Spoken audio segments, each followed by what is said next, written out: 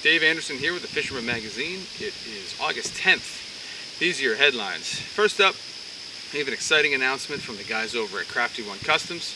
We're also hearing about a good chunk bite from bluefin out at Tuna Ridge. And there's been a lot of bonito around the area. Stay tuned for all that and more on this week's New England Fishing Forecast. The fishing news is sponsored by these fine partners.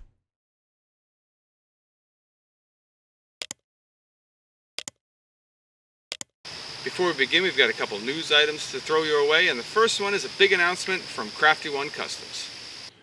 Starting tomorrow, we will continue to not sell bait. That's right, Crafty One Customs is not going to sell bait, but what we are going to do is put on the 2023 Rhode Island Tog Classic. That's right, it's coming back October 8th of this year. Get ready, same place, same game. We're looking forward to it. Hope to see you there. Stay tuned for more info on the website and that. We're rebuilding that, so it's all coming out.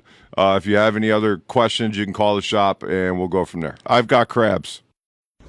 Crafty One Customs Tog Classic. Catch and release. Second thing is going to be a trip up to New Hampshire with my New England counterpart, Dale Nicholson. He's getting a tour of the Eastern Boats facility. Check this out. Thanks, Dave. Dale Nicholson on location in Milton, New Hampshire with my good friends Ellie, Gia, and Greg Hopkins from Eastern Boats. Greg's going to tell us a little bit about their company, what they do, etc., etc. I think you guys are going to love this. Thanks, Dave. Thanks, Dale. Appreciate you guys coming up to visit us. We've been building boats in Milton, New Hampshire for about 43 years now, all by hands. We're a semi-custom boat builder, which means you can sit with our sales staff and our crew, design the boat that accommodates your needs on the water. We pretty much will take on the challenge of anything above the deck. We try not to mess around with reconfiguring anything below the deck. We've kind of got that science figured out so that it gives you the best, safest, maximum performance. All that good stuff goes into the weighting of the boat and the ride down below the deck. So we try not to mess around down there. But up above the deck, we can configure your boat just about any way you can imagine. And we're always glad to listen and accept the challenge. The only time we typically would say no is if it affects maybe the safety or the performance of the boat. And we'll give you our reasons why and maybe come to a comfortable solution between the two of us to make you happy. We enjoy the personal interaction with our customers. So when you come to Eastern Boat Works in Milton, New Hampshire, you sit with us, you sit with our staff, you get to meet everybody. Those same people are going to follow you through the process of your build. You're going to meet the people that build your boat, that assemble it. You're going to meet the people that rig the boat, the people that have made it a nice, shiny new boat in our cosmetic and gel coat repair team. You'll meet our internal staff that's going to handle the billing and the shipping and the making sure that your boat is ready to get on the water. So we truly are a full service, semi-custom boat builder that you become a part of our family when you come up and see us. Yeah. Hey, Greg, I could feel the family, and it's just being here, walking around with you today, giving me the tour, etc. There's 47, I believe, people working here, right? Yeah. And every one of them I met. I pretty much met every one of them, I think. And they are all wonderful. They are all wonderful. This is basically a family-run organization, extended, and it's absolutely spectacular. Their boats are beautiful. Greg, I'm very, very impressed with everything. Thank you very much. Yeah, we're pretty proud of that community that we've built here and the field that we have. So thanks for being a part of it. Yeah, thanks for taking me on the tour today. Always good to see you, Dale. Yeah, good to see you as Dave, well. Pam, great to see you guys. Yeah. Dave, back to you. Eastern Boats, gotta love them. And now, let's take a quick look at what's going on in the Dreamboat Challenge this week. This week, Tom Kelly of West Islip weighed in a 2.75-pound sea robin that pushed second place Eddie Terrabile down by 1 point and out of the sea robin category. Eddie does remain in second place for total points. No other changes to the leaderboard, but we did see a nice 2.5-pound scup entered by George Miranda of Hamburg, New Jersey, which places him in 5th place in the Porgy division. The Dreamboat Fishing Challenge is the Fisherman subscriber-only multi-species fishing competition with a chance to win a 21-foot Steiger Craft center console powered by Yamaha, along with many other great prizes. Visit thefisherman.com to subscribe and get all the details so you can be part of the action. And the last thing, of course, is the giveaway, which is ongoing. And I'm on vacation this week, so I have not looked as deeply at the entries over this past week. But I did see a couple of nice ones come in at the end of last week, so this one is well underway. This one's going to wrap up at the end of October. And we're giving away a Yozuri prize pack. And all you got to do is send your photos in to me at danderson@thefisherman.com or text them to the number on the screen. And just one thing you can do to help me out is just put either a giveaway or contest in the subject line just to make it easier for me to sort them out. And you guys know the drill by now, but if you don't, basically all it is it has to be a recent photo. It has to show you with your fish. Other than that, you could have caught it anywhere and caught it any of the different ways that we fish in the magazine. And at the end of October, I'll pick a new winner, and then we'll probably start another one after that. Before we get into the meat and potatoes of the report, I just wanted to cover a couple of things that are sort of more blanket statements for this week. First thing is we're seeing a lot more Bonito showing up. This has basically been from Watch Hill out to Nantucket, and it's going to continue to spread out from there, I would guess. And you know, a lot of these fish, especially in Rhode Island, are mixing in with the chub mackerel, so we're seeing more and more of those. We've seen a few Bonito caught from the surf out at the Vineyard. So the funny fish season is now underway. Have not heard about another albie, so you can thank me for not starting hysteria a few weeks ago when we heard about those first couple. But they're on their way. It's going to get better and better here in the next couple weeks. Usually, in the next week to 10 days, things really start to fire up in Vineyard Sound and Nantucket Sound. So that's something you can look forward to. And then the other thing is striped bass fishing is changing right now. It's getting cooler out. It's starting to feel more fall-like. I know it's not fall, don't worry. We're not starting the fall run today or anything like that. But I'm starting to hear from guys I haven't heard from all summer saying that the striped bass fishing is picking up. And it's not in any one isolated place. It's been all over the place. So striped bass fishing is changing in a good way. And I think you're going to start to see more and more evidence of just better fishing overall throughout most of the region. So those are two things I just wanted to say before we get into it, so I don't have to keep saying that for every state. Now we're going to drop down into Massachusetts, and we'll start things off with James Jewkes. Up here, I'm in Haverhill on the Merrimack this morning. The rains have came and gone, and let me tell you, it was brutal. They got the road out in front of the shop closed off. I can actually watch the river swell. So if anybody's out there fishing in the next few days, just be careful of that extra water coming down the river. I'm sure it's going to be brown and yucky and not very fun fishable. So stick to those ponds in your area, you'll have fun. Onto the surf report. Haven't heard much from Gloucester area. Maybe those guys have slowed down a bit, but the guys out in New Hampshire, they've still been getting a few fish. And myself, I've been pounding the beach still, and I've had fish this week up to about 23 pounds.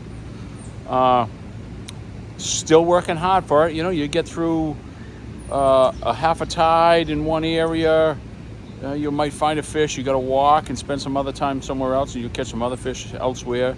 Whether it's your eeling or throwing some clams or mackerel. And there's been bluefish in the area. The guys in the boats, they've definitely been doing pretty well. Big striped bass to 40 pounds and bluefish up to 15 pounds or so. And I gotta say, the Mass EPO doing their job. Busted a bunch of guys in the commercial sector. Thank you very much, Mass EPO. Much appreciated. Follow the rules or get found out. That's all. Anyways, so that's about it up here. Get out, get fishing. Some of the plugs that have been working have been the needlefish.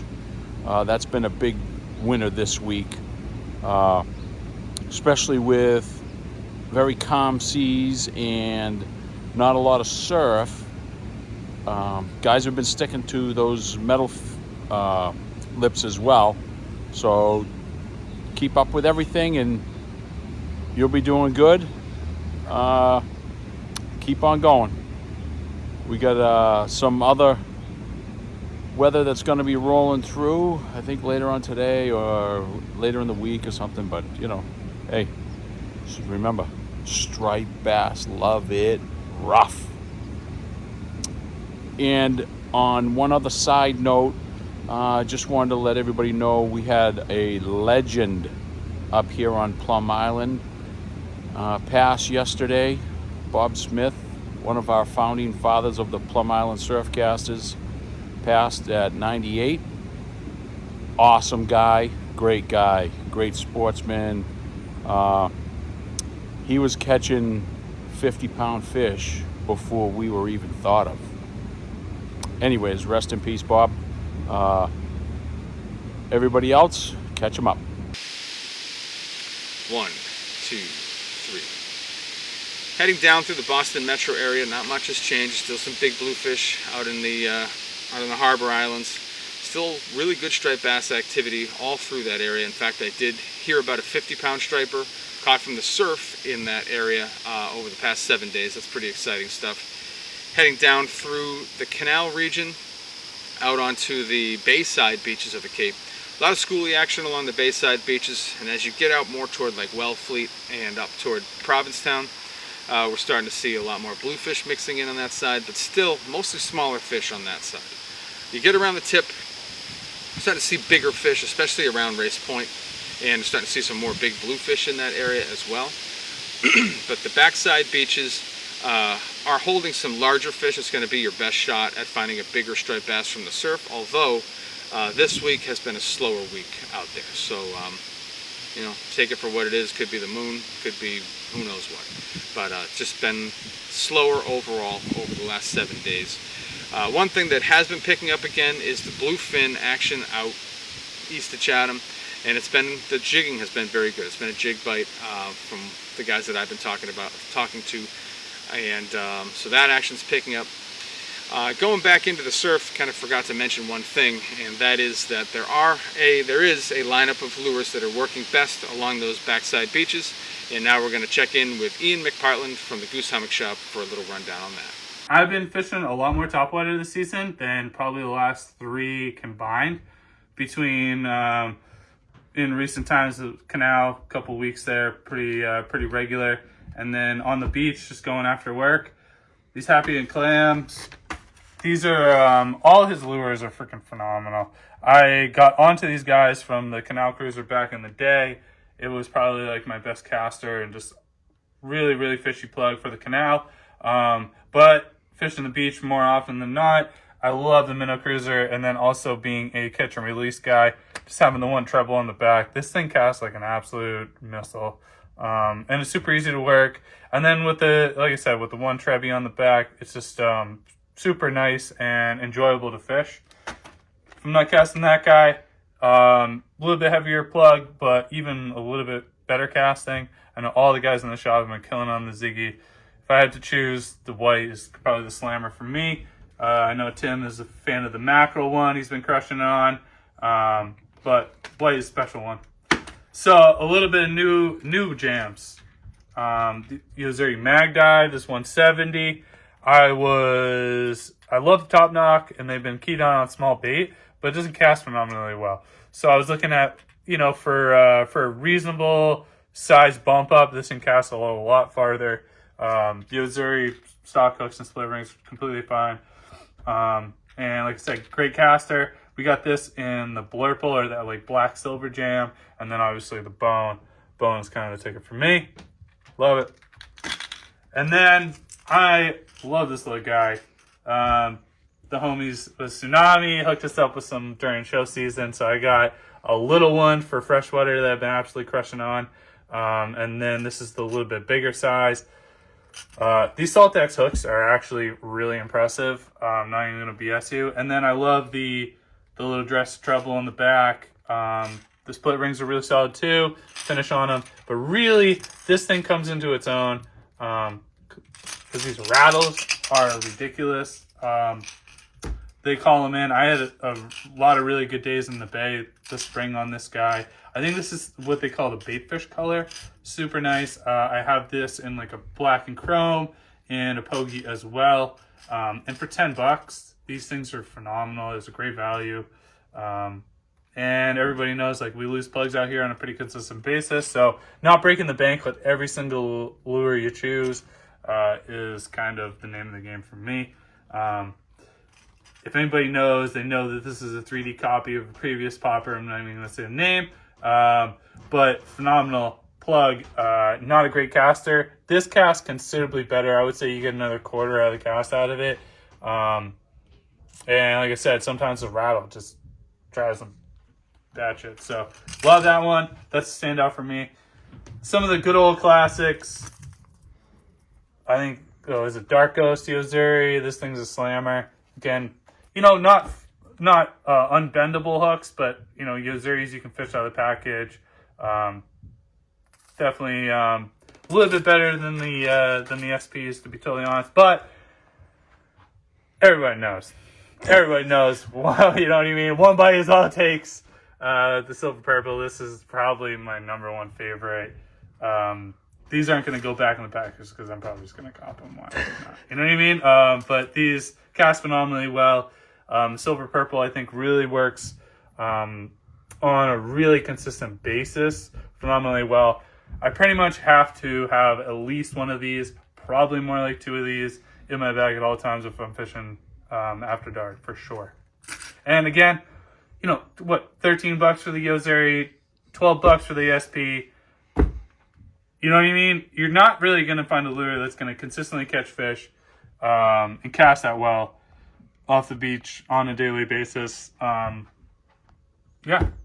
Not rocket science. It just freaking works. Like, that's all that matters. If it catches fish and it doesn't make me go broke, it doesn't take up a lot of real estate in my bag, too, because I'm running a really small bag, so I can cram them in. And I definitely cram them in. Silver metallic, this little 6-inch, 1-ounce Ron Z. This is like my classic favorite. The amount of years that the silver metallics caught my first stripe of the year. And also for the schoolies, early season, having just a jig head, single hook, SPs with the trebbies, tend to do just more damage than they're worth than for that size fish for me. And also just loses its appeal really quick when you got to deal with the trebs.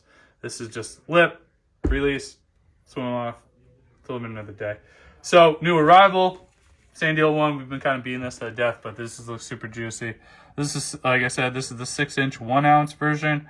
They got it in a 4-inch, and then we got it in bigger tuna sizes as well. Boom, tight lines. Have a great day, guys.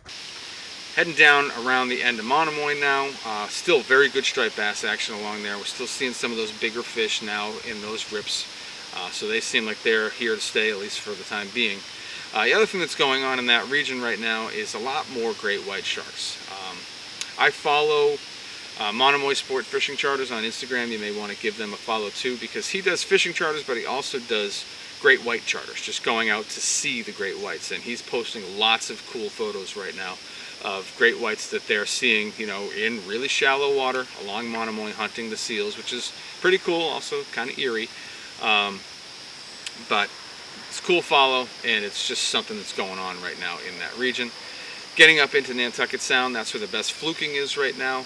Any one of those shoals out there seems to be holding decent numbers of fluke. It's not lock and load, but that's your best shot right now unless you want to make the long run out to Nantucket Shoal.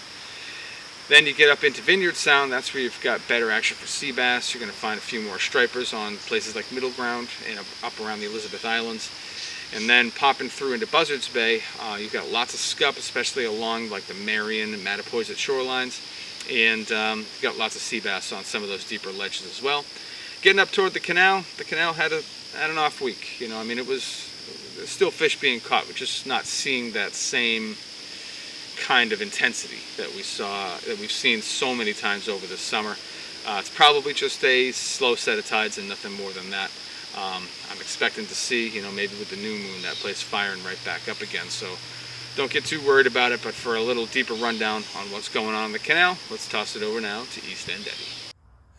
Hi, Dave. It's a beautiful morning here in the Cape Cod Canal where we're still catching fish. So west tide behind me, and there's a bunch of mackerel, some schools of mackerel came in the other day, adult mackerel, which is good news. We've only had mostly tinker up until now. And so the full moon, the super moon, took it a few days to kick in, but after that, some good-sized schools of striped bass came into the canal, and mostly 30-inch to 36-inch. Some guys caught bigger, like John Doble, expert surf caster, who landed a 40-inch. It was at least 40 inches. And Joe Keegan caught a 35-inch the other day on the bottom with a green Mac Savage. He was bouncing off the bottom. And Fartrik Samyon caught a 32-inch that wasn't showing. He was using an Algag's whippet fish. And the Boys of Summer were fishing together. And that trio is called the Boys of Summer. Paulie the Painter Gravina, Bill and the Grill Produce, and Tim Hollywood Petrarca usually all fish together. And the other day they were all throwing magic swimmers. Fish were in close on the first shelf. And that day Bill and the Grill took a high hook with a 25-pounder. But they all caught above slots that day.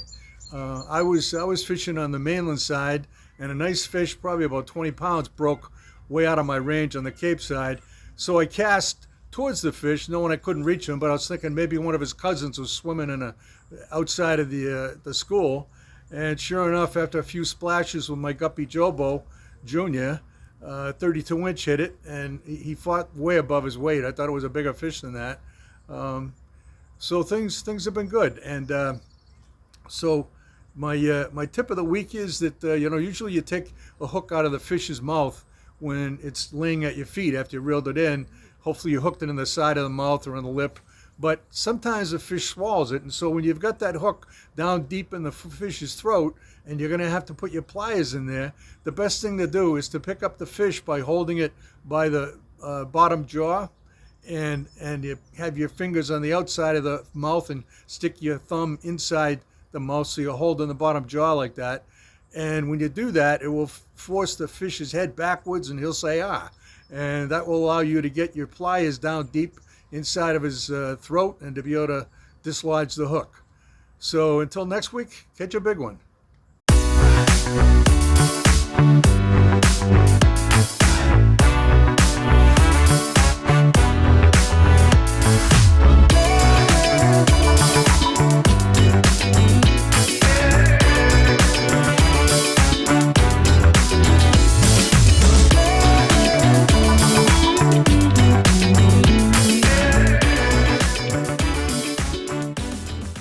Jumping over into Rhode Island now, really the biggest thing that guys are excited about right now is the tuna fishing. And Tuna Ridge had a really good week for guys that were chunking out there. I find a lot of bluefin out there. Guys heading out to the shipping lanes are finding a mix of bluefin and yellowfin. The yellowfin bite has been better at first light, and then the bluefin take over for the rest of the day. Heading back up closer to shore now, we're going to get a little eastern half Rhode Island rundown from TJ Kopecky. Thanks, Dave. Hey guys, nice to be back again. Got a quick video for eastern side here of Mount Hope Bay, right into some of Bristol Harbor this week. Got some reports of, just like I talked about last week, everything coming back into play, just like we thought. The days are getting shorter, a couple of moons this month, so we get some stronger gravitational pull. And we had a lot of flush of bait, and there's a lot of bait in the bay right now. Got some reports of some schooled up bluefish on the east side of Prudence, all the way up to Papa Squash Point. I haven't heard of them up into Mount Hope Bay yet, and I think it's a little warmer in there still, but the bait is starting to move around. So we have those smaller cocktail blues on them. Still got reports of some of those bluefish and the hickory shad up inside of Swansea Beach. Got a report from my friend Jeff from Bloodline Kayak Adventures, and he said he did well in Sakana Point with black sea bass. And I've been hearing more and more reports last week and into this week of how good the sea bassing has been, and I actually can say that, you know, it's been great for me. We've limited out every time we've gone up into the bay. We're finding them in 30 to 40 feet of water, which seems to be the best right now. Mainly out front, Sakana Point, Sawchett's Point, Brenton Reef. It's all good out there, and there are some good fluke mixed in if you can get them. Also, I had a chance to do some freshwater fishing. I really haven't hit the freshwater scene in a while, and I gotta say, you know, with the moons and everything else, the largemouth bass fishing was really good for me on Sunday. I had 5-6 big bass, 4 to 5 pounds, and I've been fishing the local ponds in Swansea, Milford Pond, and the Warren Reservoir. Basically, I was using a spinnerbait to start, and I caught a couple on them and slowed down a little bit, and then I hit the 3-inch paddle tail, and it was lights out. Almost every cast we were getting a bass. So a couple of pickerel mixed in and some yellow perch. So there's a lot of stuff to do in the freshwater too. I think that things are just going to get better in the bay with all the bait moving around, and still waiting to see some hardtails come, some Bonito and some false albacore. Really haven't had a lot of reports of them. I know they're there. I know they're out towards the Vineyard. So if you can get out there, I think we're going to have a nice weekend for fishing. So we'll see what happens in tight lines. Now we're going to head out more toward the front of Newport, in front of Jamestown, and we're going to check in with Captain Aiello from Sara Star Charters. We are in the dog days of summer right now. The water's pretty warm, but we are still seeing plenty of bass, lots of big bass still down deep, but there are every once in a while, the last couple of days, we have seen birds working on the surface. I'm seeing small terns working, so I'm assuming they're on small baits, sand eels, something small profile, casting at them with epoxies. We had pretty good luck throwing the dock the other day, a lot of topwater action.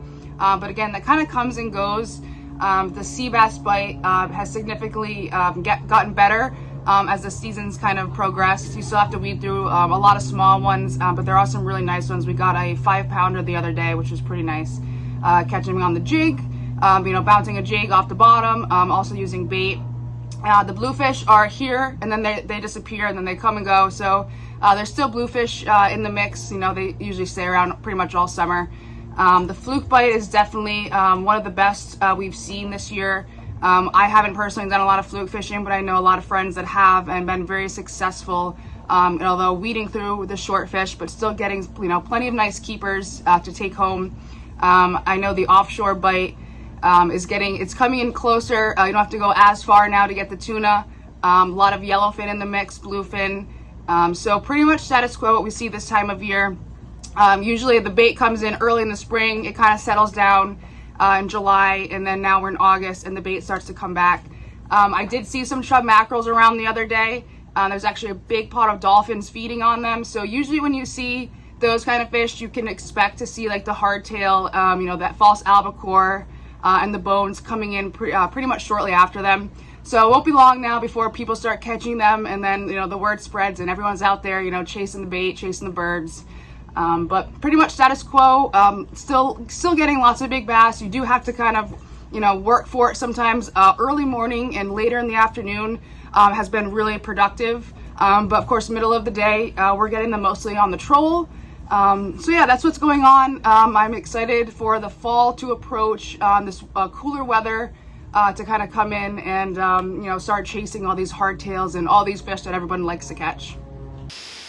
Now taking a short steam out to Block Island, we've got better and better fluke reports from Block over the last 2 weeks, and again this week we heard the same things, getting better, the fish are getting a little bit bigger, action overall has been good, and also surprise, surprise, the striped bass fishing is still very good out there. Lots of big fish being taken. Live eels and big eel-like soft plastics are the two best methods for getting them right now.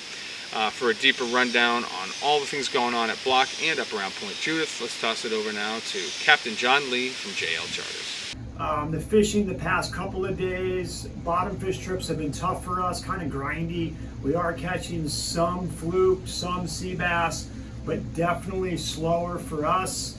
I don't know if that's I don't know if that's everyone, but I think we're in like an August transition, so we're going to try some different things next week. Anyway, I'll get back to you. Have a good one. Thanks. Heading back toward Point Judith, that's where some of the Bonito action has been. There's a lot more chub mackerel showing up, seems like every day, and the Bonito are mixing in with them. Haven't heard about too many bones being actually caught in Rhode Island, but it's just a matter of time before we start getting more and more of those reports. The chub mackerel are going to do two things. They're going to provide sport fishing opportunities for light tackle anglers and fly guys, and they're also going to attract some bigger striped bass. We've seen it over the last, 7 or 8 years now. These chubs come in and we get some tanker stripers that move in and try to eat those things. So that's something that, something to get excited about. As we move out onto the South County beaches now, we'll check in with Declan O'Donnell from Breachway Bait and Tackle. Just wanted to give you a quick rundown of what's happening down in southern Rhode Island for the fishing. It's been a bit of a change this week. Water temperatures have dropped. That means some of the striped bass becoming a little bit more active out front and into the ponds. Seen some really nice fish being pulled in. We had a 42-inch fish come in this week out of the salt pond on a live eel. A lot of customers having success throwing some live eels in the ponds here. Out front, continue to put down live bait on rock piles, as well as trolling, tube and worm, and umbrella rigs for striped bass. We've had some nice sized sea bass coming in this week also, fish 4 pounds and up. Fluke reports are okay, still a lot of shorts, but definitely can work through them to catch a couple keepers. Bigger fish out at block. Let's see. Some other customers getting out for tautog and cod, since those have kind of just opened back up. Some pretty good success going after cod, and the tautog bite is okay and should only improve as the water temperatures continue to drop into September. Some tuna reports for this week. Some nice fish coming from the jig, mostly bluefin. Otherwise, out a little bit farther, trolling has been producing some yellowfin. Thanks again, Dave, for including me in this week's video. Moving over into Connecticut, one of the hottest spots in Connecticut, which has been hot all summer, is the race. No slowdown with the full moon tides. Things have just been popping there. Really good striped bass action for fish from 25 inches to 40 pounds. Diamond jigs are getting a lot of attention there, but you're definitely going to have a better shot at getting some of those bigger fish, 3-weighing a bucktail or 3-weighing an eel, especially at night in the dark. Also, still some very big bluefish in that area, and with the slower tides that we've got right now, the race is also a great place to go for scupping sea bass. So you've got a full smorgasbord of opportunities there. So definitely want to check that out. Heading up closer to the Connecticut River now, with after all that flooding, and we're finally starting to get back to like actual normal. For a deeper rundown on that, let's toss it over now to Captain Mike Roy from Real Cash Charters. Hey, what's up, guys? For this week's fishing report, striped bass fishing remains consistent. There's a lot of big stripers in their summer residential areas. Live bait's the key, and I would expect that to stay the same throughout the summer. One thing we are starting to see is those chub mackerels blitzing on the surface on little micro rain bait. So expect to see some of that. And there's a lot of big brown sharks around. They're chomping on the stripers, they're chomping up the baits, so don't be surprised if you do have a shark encounter in eastern Long Island Sound this time of year. Some black sea bass fishing, that's starting to improve a bit, and still those big blues hanging around a lot of the deeper reefs and rips, and they're hitting diamond jigs, flutter spoons, Shimano current sniper jigs as well. So good luck this week. Now we're going to head up the Connecticut River Valley, talk about some freshwater stuff, maybe even some saltwater stuff with Rowan Lytle. Hey everybody, so we're looking at pretty much the same sort of conditions we've been having in the Connecticut River. over the last couple weeks. It's still on the drop, but any rain seems to push silt into the water and stain it up. There was a lot that got pushed up onto the banks from that flooding, so anytime it rains, that just gets dumped back into the flow. So it's clearing up a little, but it's still kind of on the muddy side. Perhaps one of the biggest differences is that the lower river, without a lot of debris, is starting to fish reasonably well again. There's some bunker up in the river, and there's some stripers on them in certain places. They can be kind of finicky to artificials this time of year. Chunking and live bunker tend to be the better ways to get them. But there are some bass to be had down in the bottom end of the system. Of course, further up, the same kind of stuff has maintained itself. The catfishing is the best way to get numbers and sizes of fish. The bass fishing's kind of on the slow side. I haven't seen a bowfin now for a couple of weeks. I'm sure I could find them if I really wanted to, but with the stain in the water and a lot of water for them to be in, it's just not worth my time usually. So until we get a market change in the water clarity, there's not really going to be all that much different to talk about the river, but the fishing's still plenty good enough, so get out there and get after it. And now we're going to leave the Connecticut river mouth. We're going to head a little further west. We're going to check in with Matt Stone from Black Hall Outfitters. A lot of good summer fishing going on out there. The striper fishing has been pretty good throughout the sound. We're getting a lot of action on the local reefs. We're also starting to see a lot of blitzes, mostly fueled by the smaller bait, silver sides, peanut bunker, things like that. We'll start to see more and more of that as August progresses and we get into the fall. The reefs, if you're fishing those, look to do some three-way eels. If you're doing evening or morning, you can drift live eels, just free swimming as well. Usually a 5 or 6-aught circle hook, 7-aught maybe if you want on those guys. If you can find some bunker, it's still available, 9 or 10-aught circle hook. You can free swim those guys in shallow, or you can three-way rig those guys out deep as well. Bottom fishing has been much better further east, which is typical this time of year. That cooler, cleaner water tends to be over that way. So if you are heading out for some bottom fishing, we'd recommend either heading out further towards Montauk or Block, or heading further east in the Sound in the direction of Stonington, Rhode Island, to those areas. It's been pretty solid over that way. Sea bass, check out deeper. We've heard a lot of reports 100 feet plus have been pretty good out that way. You're going to need some heavier weight if you're doing bait rigs out there, heavier jigs if you're doing slow pitching. Fluke, we've not had any sort of consistency really. Just kind of pick and choose your spots, be ready to move, pull up the motor, bounce around to a couple different places. Still some bluefish around. They're going to stick with us through the rest of the summer, so be prepared to interact with those guys if you find some. Other than that, there are some chub mackerel starting to pop up a lot of different places, which is a good sign for the fall run, along with all that bait we talked about earlier. So all signs point to a really strong end of the summer in terms of fishing. We should start to see some really exciting fall stuff happen towards the end of the month here. Cross your fingers for a good hardtail run, which we're hopefully talking about in a few weeks. For now, until those guys get here, enjoy the rest of this summer fishery. We'll see you out there. Out in the central western part of the Sound, water temps are pretty high in that area. Depending on the tide, they're fluctuating from like 70 to almost 80 degrees.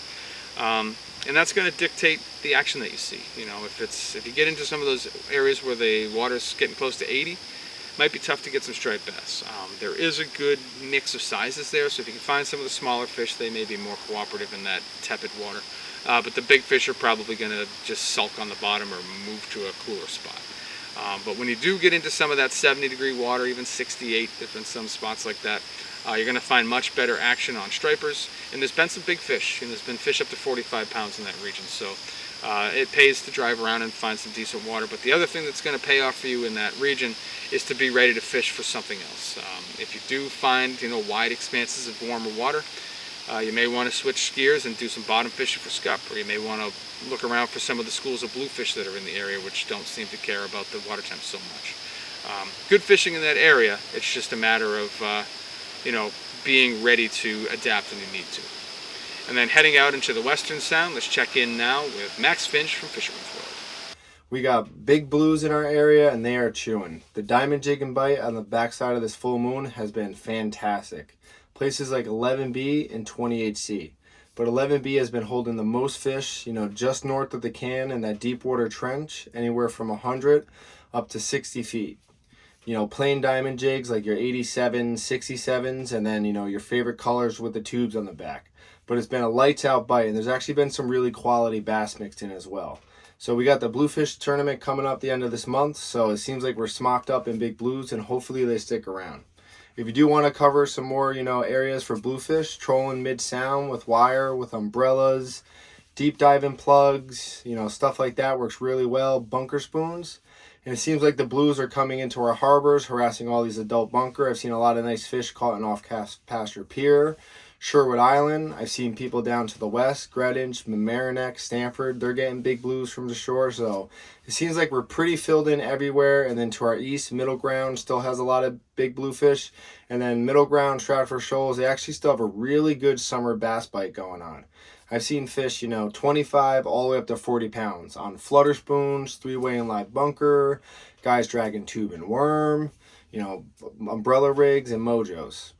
The porgy bite, this time of year is red hot. Deep water reefs, shallow water reefs, and all along our beaches. So Sherwood Island, Capt Pasture Park, sandworm seems to be everybody's favorite, squid, and then clams. Guys from the boat always bring clam chum. If you want to get on some deeper water wrecks, you can get some nice sea bass mixed in.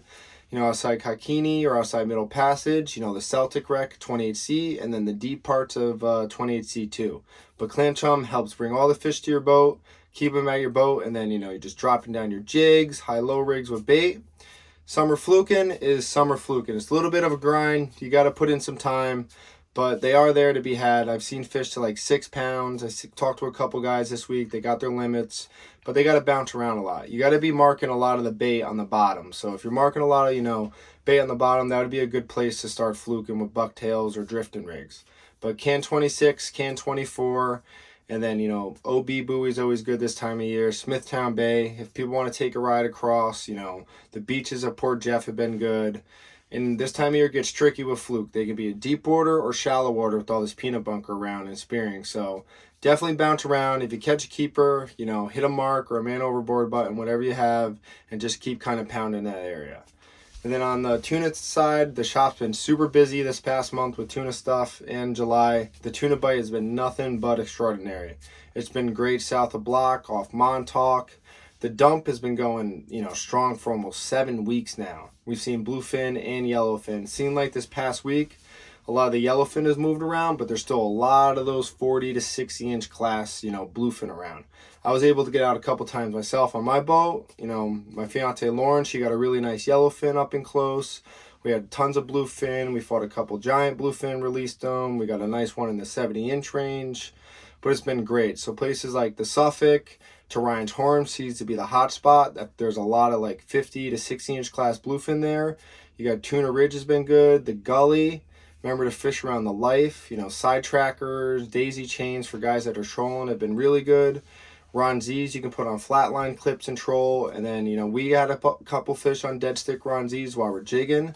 And I know a lot of people do it, but it's very popular. We're really stocked up on Ronzis. And then it seems like the jig bite now is really starting to go strong. So jigging around all the life is really good right now. And we're starting to approach, we're basically in it, is chunking season for tuna. So, you can bring butterfish flats, sardine flats, mackerel flats out there with you. But this time where you can start chunking them, get a nice chum slick going, and you can get all the tuna to your boat, and you can virtually watch them eat your bait right out of your spool. Thanks and good luck. That's what I have for you guys in the reports this week. Hopefully you're going to find them inspiring to get out there. I think the main takeaway this week is that the weather is changing, and that's changing the patterns of the fish that we all chase, especially striped bass, and it's going to be ushering a lot of bait fish out of the backwaters, which is great news across the entire region. So get out there, make it happen. Don't forget to send me some photos, and if you're not a subscriber to the Fisherman, at the very least, actually, not at the very least. If you're not a subscriber to the Fisherman, the first thing that I recommend you doing is going over to our website. That's thefisherman.com, because there's enough free content on there to give you a full taste of what we offer. And if you're still not interested after perusing the website, at the very least, give us a like and subscribe here on YouTube and hit that little bell thing right there so you get a notification every time we post something new. I appreciate you guys for watching, and we'll see you next week.